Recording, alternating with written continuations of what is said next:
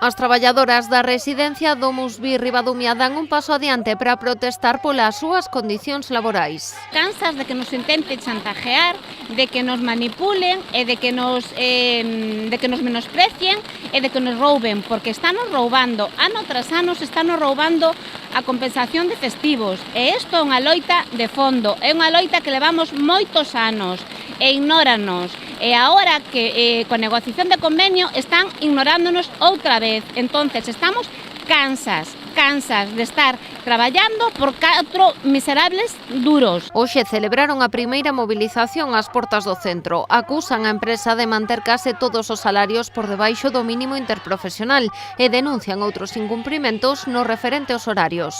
Estamos demandando uns horarios que foron impostos pola empresa a partir deste ano, que foron modificados e empeoran os horarios que tiñan anteriormente no ano pasado, donde non se respetan moitas cuestións laborais de temas de descanso, como pode ser o descanso semanal, o cómputo de xornada anual e a compensación de festivos. Foi precisamente a postura da empresa nunha recente negociación sobre a compensación por días festivos traballados a pinga que desbordou a paciencia do cadro de persoal. As traballadoras demandan que se lles compense con días de descanso. Ante a súa negativa a aceptar a proposta da compañía, a empresa, aseguran, optou por aprobar de xeito unilateral un calendario que empeora as súas condicións. Isto desembocou nun conflito, nunha modificación dos horarios por parte da empresa, onde as traballadoras non están de acordo, evidentemente.